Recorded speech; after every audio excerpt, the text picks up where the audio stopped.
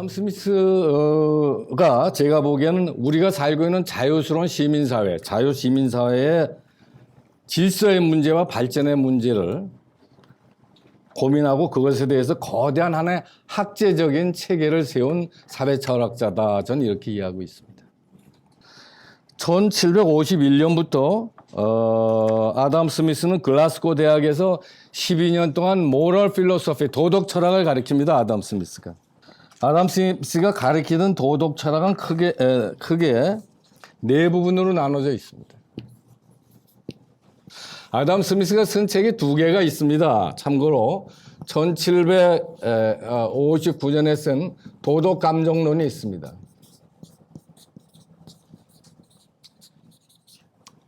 그 다음에 여러분들이 잘 아는 1876년에 쓴 국부론이 있습니다.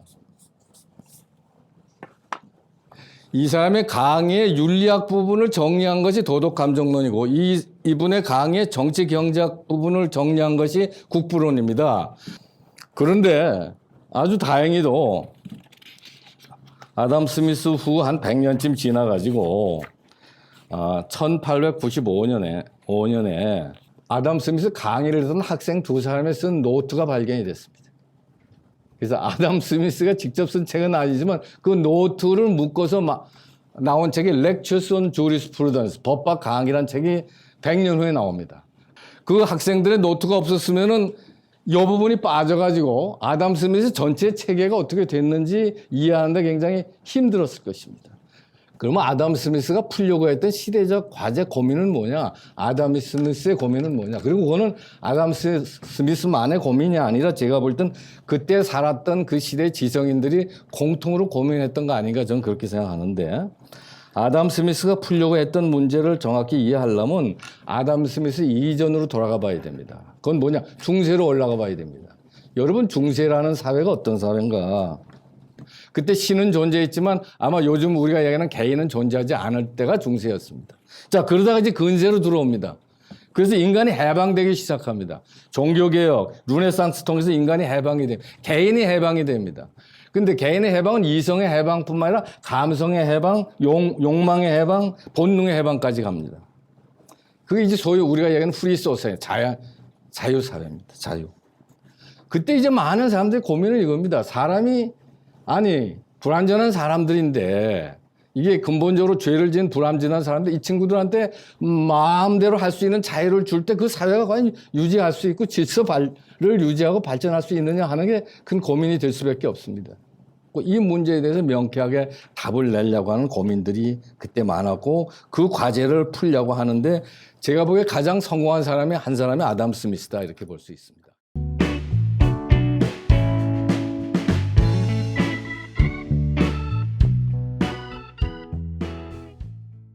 아담 스미스의 과제, 시대적 과제는 자유사회의 구성 원리를 밝히는 겁니다. 자유시민사회의 질서 원리를 밝히는 겁니다. 자유시민사회가 어떻게 발전하는 원리를 밝히는 것이다. 이렇게 봐야 됩니다.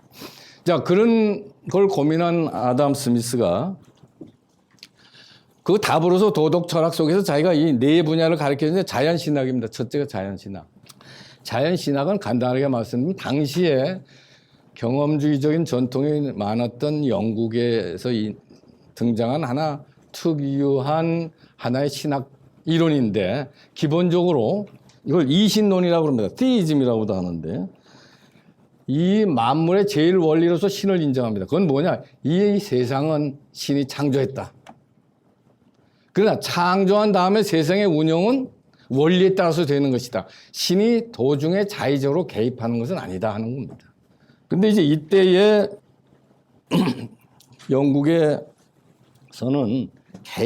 인간의 원리와 인간의 본질과 자연의 본질이 같다 하는 그런 원리상 동일하다고 하는 사상을 기반으로 해서 신이 우주 자연을 창조하고 신이 인간을 창조했을 때 그 속에 어떤 숨은 성질을 주어서 이것이 그 사회의 나름대로의 질서를 유지한다. 이런 식의 이제 접근을 하게 됩니다. 그래서 그때 유엔했던 휴먼 네이처입니다. 휴먼 네이처. 이 피지컬 네이처로서의 대상적인 자연과 휴먼 네이처로서 인간은 원리적으로 같다는 얘기가 되겠습니다. 그래서 그 인간의 휴먼 네이처 속에, 인간의 본성 속에 있는, 인간의 속에 있는 그 자연 속에 있는 숨은 성질을 찾아야 되겠다 해서 이제 넘어오는 게 윤리학이 됩니다. 여하튼 세상에는 질서 원리를 밝히려니까 질서가 존재할 수 있다 하는 것을 자연신학에서 증명한 다음에, 그러면 인간 사회에 숨어있는 성질이 뭐냐. 우주의 질서에는 중력 법칙이 있듯이 인간 사회에 숨어있는 그런 어떤 성질이 뭐냐. 인간 성 속에 숨어있는. 그때 이제 그에 대한 논쟁이 많이 생기는데, 캠브리지 대학 쪽에 있는 학자들은 뭐라고 그러냐면, 인간의 이성이 있기 때문에, 인간은 이성이 있기 때문에 사회 질서가 유지될 것이다라고 이제 논리를 전개해 나가는데, 그때 스코틀랜드 학파죠. 스코틀랜드에 있는 학자들은 아니다. 인간의 이성이 사회 질서 원리가 아니라 인간 마음속에 있는 도덕적 감성, 그 모랄 센스죠. 선악을 구별하는 도덕적 감성이기 때문에 인간 사회가 질서를 유지할 수 있다. 이제 이렇게 보는 방향으로 나눠집니다. 여기서 이제 심패티라는 말이 나옵니다. 공감이라는 얘기가 나옵니다. 도덕 감정에서 이제 나오는 얘기가 이제 공감입니다. 공감, 심패티. 동감, 공감, 번역은 여러 형태로 할 수 있습니다만, 인간 속에 공감의 원리가 있대. 공감의 원리는 무슨 얘기냐면, 쉽게 말씀드리면 상대방의 입장에서 상대방과 동일한 걸 느끼는 능력입니다. 그래서 그런 행위가 축적이 되면은, 그것이 어떤 행위가 적정하냐 안 하냐가 결정이 되고, 그것이 쌓이면 사회적 도덕이 되는 겁니다. 그러면 이건 어떤 식으로 얘기할 수 있냐면은, 어떤 행위가 도덕적이냐 도덕적이 아니냐 하는 건 그 행위 주체의 동기에 의해서 결정되지 않습니다. 이타적인 행위는 도덕적이고 이기적인 행위는 부도덕적이다가 아니라, 이타적인 행위도 부도덕적일 수가 있습니다. 그래서 이기냐 이타냐가 아니라, 예컨대 자본주의가 도덕적이냐 아니냐 하는 논리도 아담 스미스 눈에서는 그 사람들의 행위가 제3자한테 공감을 받을 수 있는 행위냐, 그 정도를 넘어서느냐에 의해서 판단할 것이다. 경쟁도 마찬가지입니다.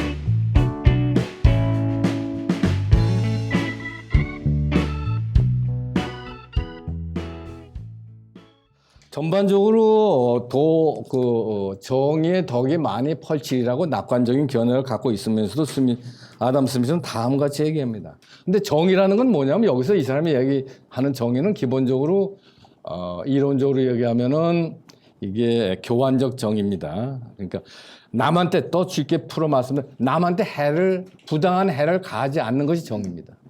남한테 부당한 해를 가하지 않는 것이 정의인데, 이 정의의 원칙을 지키는 것은 이렇게 최고도로 엄정해야 되고, 프리사이스 해야 되고, 정확해야 되고, 애큐리트 해야 되고, 조금도 예외나 수정이 있어서는 안 된다. 모든 사람한테 정의가 골고루 예외 없이 집행돼야지 된다.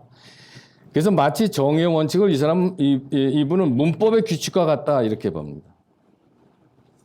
그렇게 하지 아니하고는 사회가 질서를 유지할 수가 없다, 이겁니다. 그래서 이제 정의의 미덕만 가지고는 안 되겠다. 정의의 덕만 가지고는 안 되고, 정의의 법이 필요하게 된다, 사회가 질서를 유지하려면. 그래서 법학에 대한 연구로 들어가는 거예요. 법학, 이 사람이 얘기하는 법학은 기본적으로 이렇게 정부의 구성 원리입니다. 정부를 어떻게 만들고, 정부의 행동 원리가 법학입니다. 통치의 일반 원리가 법학입니다.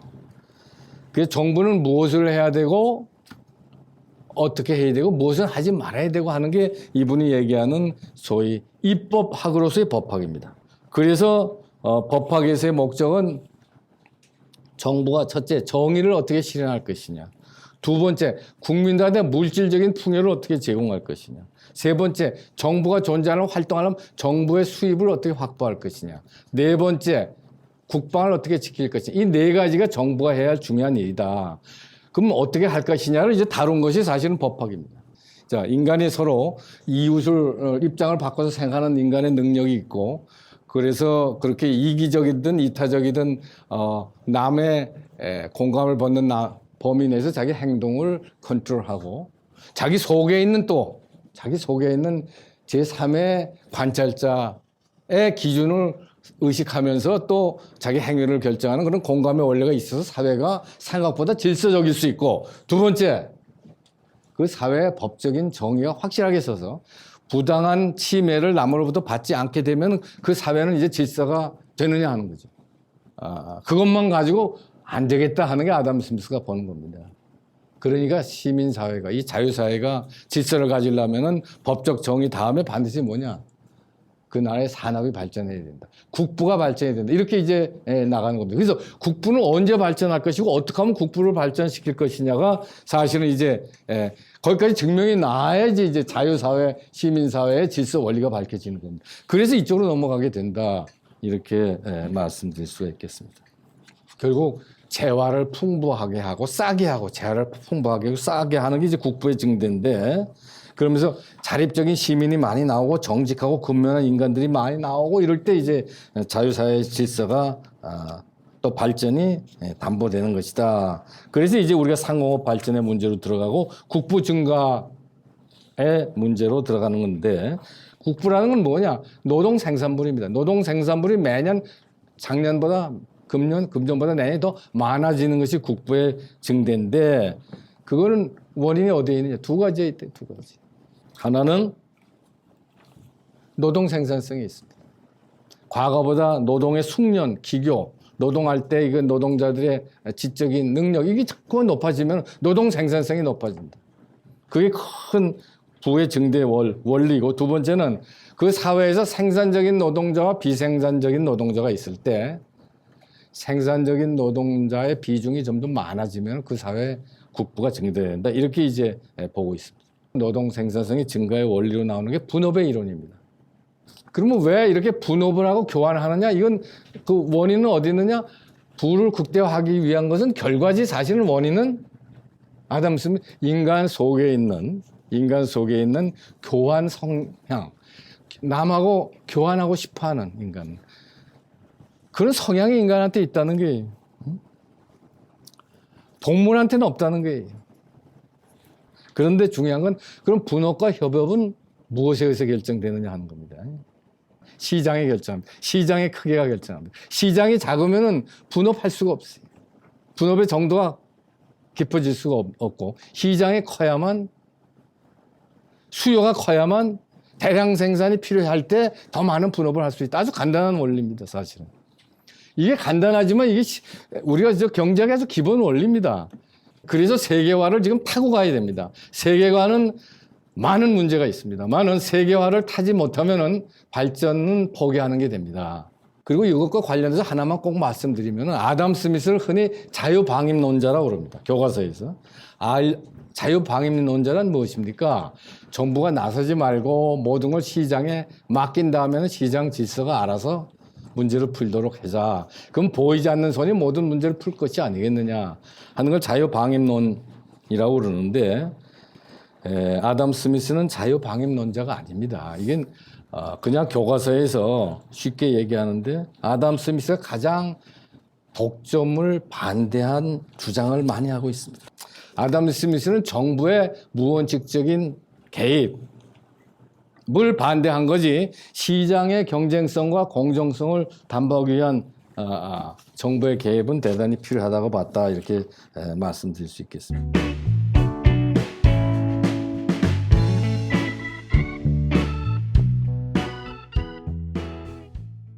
아담 스미스가 찾아내서 증명하고 하려고 했던 소위 말해서 자유사회, 근대 시민적 자유사회의 질서 원리, 발전 원리는 세 가지의 기초에 있습니다. 인간의 심성 속에 동감이라는 것이 존재한다. 동감의 원리가 있다. 이 동감의 원리를 바로 세워라. 그 다음에 정의의 원리를 바로 세워라. 정의의 원리. 처음에는 이건 이제 인간 심성에 있는 정의감에 기초하자면 결국은 법률적인 형태로 아주 세밀하고 정확해야 된다 해서 정의의 원리를 세우고, 그 다음에 교환의 원리입니다. 교환. 인간은 교환 성향이 있다. propensity to exchange. exchange 하는 그런 성향이 인간의 심성에 또 있다는 게. 그래서 사회를 풍요롭게 하고 가격을 싸게 해야 된다. 이게. 이 세 가지에 기초해서 예를 들어 자유사회는 질서가 발전할 수 있다. 흥미있는 건 이 세 개 다가 인간의 휴먼 네이처, 인간의 본성에 기초해서 나온 얘기다 이렇게 볼 수 있습니다. 그럼 아담 스미스는 모든 걸 다 잘 풀었느냐? 아담 스미스는 나름의 문제가 없느냐? 아담 스미스도 제가 지금 돌이켜보면 한 두 가지 정도 문제를 보이는데 그중에 하나가 제가 보기에는 배분적 정의 문제에 대해서 비교적 낙관적이었습니다. 배분적 정의 문제. 사실은 오늘 우리 사회의 양극화 문제도 볼 수 있듯이 배분적 정의의 문제가 상당히 커지고 있습니다. 이 문제에 대해서는 아담 스미스는 부분적인 답밖에 못 주고 있습니다. 근데 이제 아담 스미스가 왜 배분적 정의 문제를 덜 심각하게 생각했느냐 하면은 아담 스미스가 살던 시대는 자본주의가 본격화되기 전입니다. 그러니까 좋은 물건을 만들려고 열심히 노력한 기술자 오너가 들인 노동의 양에 의해서 그 사람이 만든 물건의 가치가 결정된다면 소위 노동 가치설이 지배한다고 봤고 그렇게 된다면은 분배는 큰 문제가 아니지 않나 비교적 공정하지 않느냐 이렇게 봤던 겁니다. 그리고 두 번째 문제 제기는 이거는 사실은 아담 스미스한테는 대단히 좀 제가 보기에 공평한 문제나 제기나 비판은 아닙니다만은 제가 요즘 아담 스미스 읽으면서 느끼는 것 중에 하나는 인간한테 동감의 능력이 존재한다 하는 것을 발견한 건 대단히 중요한 발견이고 좋은 기여인데 인간의 동감 능력을 어떻게 확충할 것이냐 하는 문제에 대해서 본격적인 고민이 없었습니다. 이 종합하면서 결론이랄까 우리가 미래에 대한 얘기를 하면은 아담 스미스 읽고 우리가 뭘 이제 생각할 거냐 하는 마지막 과제로 넘어오면은 제가 보기에 말이죠. 인류가 좋은 세상을 만들어야 되겠다는 꿈을 꾸어왔는데 좋은 세상을 만드는 방법이 두 개가 있어 왔다. 전 그렇게 생각합니다. 하나는 뭐냐? 좋은 법과 제도를 만드는 겁니다. 이게 제가 볼 때 서구적인 어프로치입니다. 서양적인 어프로치입니다. 인간은 어차피 죄인이고 한계가 있고 인간은 결국은 그렇기 때문에 인간의 이기심이라든가 자애심을 일단 있는 그대로 받아들이고 각자가 자기 이익을 극대화하는 걸 허용하되 자기는 자기 이익을 위해서 노력하지만 그 결과가 사회적으로 공익을 위하는 결과가 나올 수 있는 제도를 어떻게 만들 것이냐. 이게 서구적인 어프로치다. 저는 그렇게 생각합니다. 그런데 제가 보기에 동양은 입장이 달랐습니다. 좋은 세상을 만드는 방법을 동양은 어떻게 하냐. 좋은 사람을 만드는 데서 좋은 세상을 만들려고 그랬습니다. 그래서 동양의 학문은 처음부터 지도자를 만드는 학문입니다. 제왕학입니다. 19세기 말에 말이죠. 서구에 막 문명이 들어올 때 우리나라 선조들이 뭐라고 그랬냐면 동도서기 한다고. 동도서기입니다. 동양의 도와 동양의 정신과 서양의 제도입니다. 서양에서 좋은 제도, 기술 받아들이면서 그러나 동양의 정신을 지켜서 동양의 도와 서기를 결합을 시켜보자라고 하는 저는 이게 정도입니다. 우리가. 그런데 일제 36년간 지나고 해방 후 우리는 서기를 많이 해서 우리가 산업화와 민주화에 성공했지만 그 사이에 동도를 잃어버렸습니다. 동도를. 그래서 제도 개혁을 위해서도 서기도 더 깊이 해야 되고 그동안 우리가 좀 소홀히 했던 동도도 다시 회복해서 우리가 좋은 세상을 만드는 올바른 길을 찾아 나가야지 문제에 대한 근원적 해결을 할 수 있지 않겠느냐. 이거가 이제 우리가 아담 스미스 읽어보면서 우리한테 지금 돌아와서 우리가 생각을 정리해야 될 방향이 아닌가 이런 생각을 합니다.